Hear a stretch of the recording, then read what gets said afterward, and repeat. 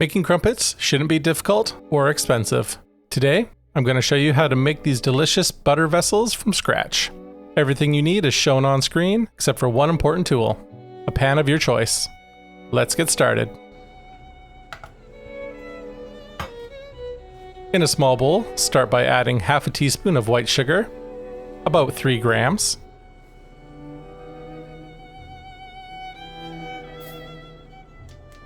Next, measure out 1.5 teaspoons of dry active yeast. That's 9 grams. And add it to the bowl.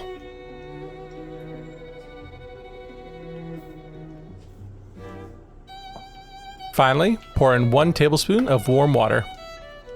Make sure the water is between 105 to 115 degrees Fahrenheit. Any hotter and you run the risk of killing the yeast. Give it a quick stir with a whisk or spoon until everything is combined.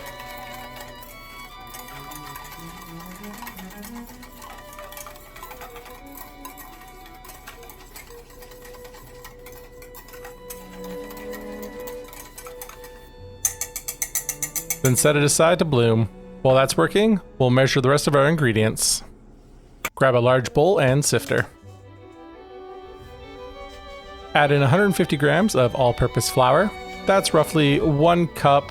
You might need to add a little extra, about 1/8 of a cup after, depending on the batter's consistency.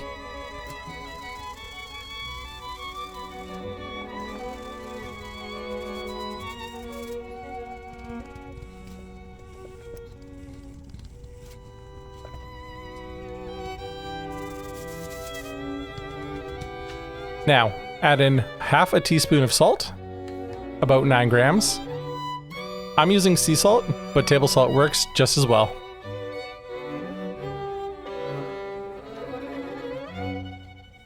Finally, sprinkle in half a teaspoon of baking powder and give everything a good mix to make sure the salt and baking powder are evenly distributed.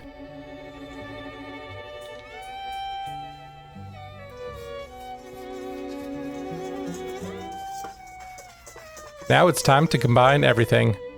Add 200 milliliters of warm water, around 105 degrees Fahrenheit, to the dry ingredients.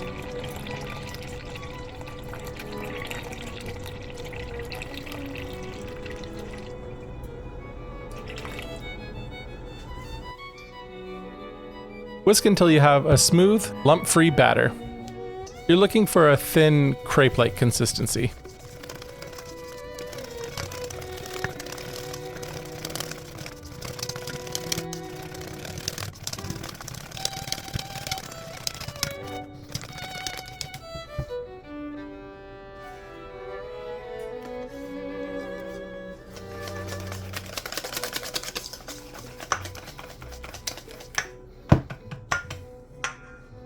Once the yeast mixture has doubled in size, pour it into the batter and mix until everything is well incorporated.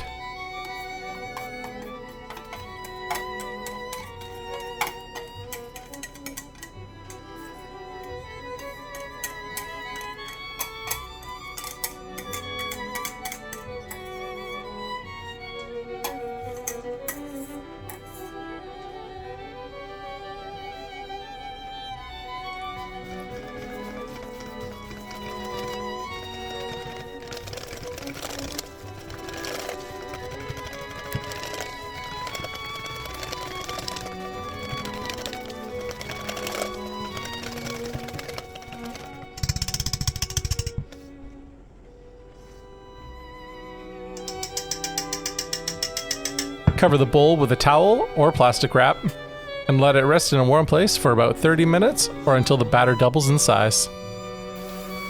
While we wait, let's get the ring molds ready. Take a knife or spatula and spread a generous amount of butter inside each ring.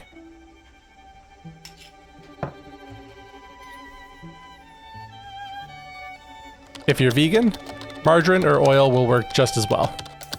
And yes, we're buttering the inside of the rings. Don't skip this step.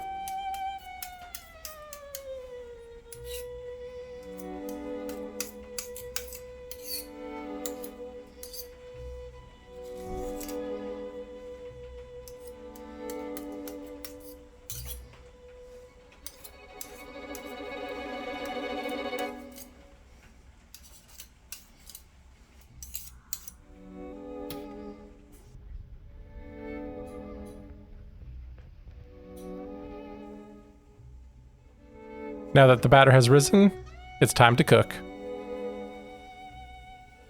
Preheat your pan over low heat. On my stove, that's between 2 and 4 out of 10.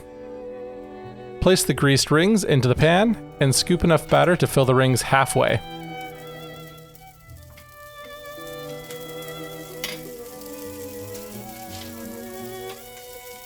I'm using a 3-ounce cookie scoop here, but if you don't have one, a half-cup measuring cup will do the trick.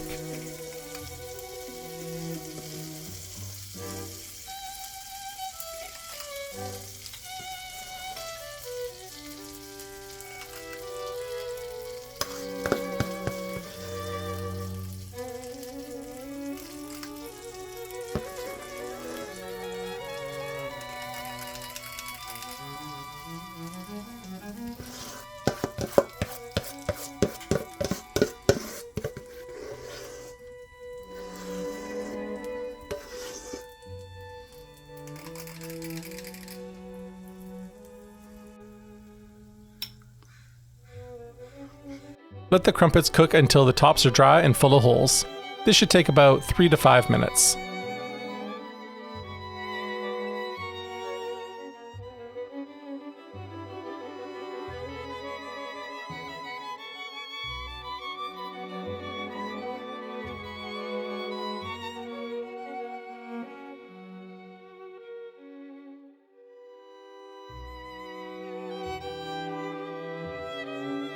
Once the tops look ready, carefully remove the rings, then flip the crumpets over to cook the other side.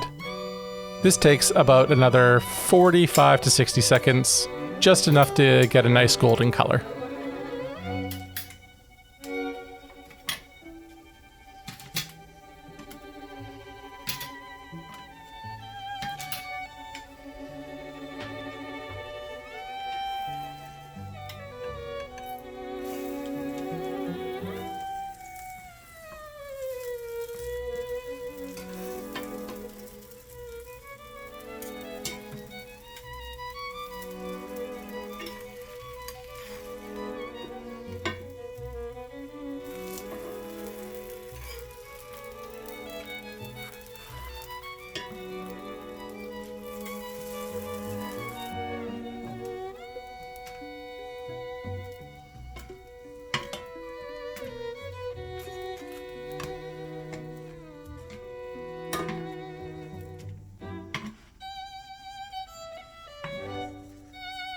Looks like we managed to get some nice size holes and some good color on this batch.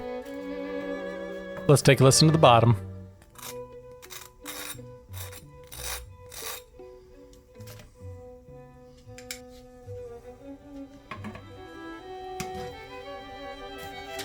You can eat them right away or save them for later and warm them up in a toaster. Personally, I love butter on mine, but what's your favorite topping?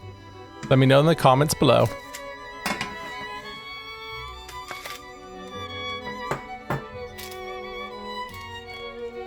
Compared to store-bought crumpets, these are a total win. They're 10 times better and way cheaper. About 70 cents per batch compared to $6 for 6 at the store.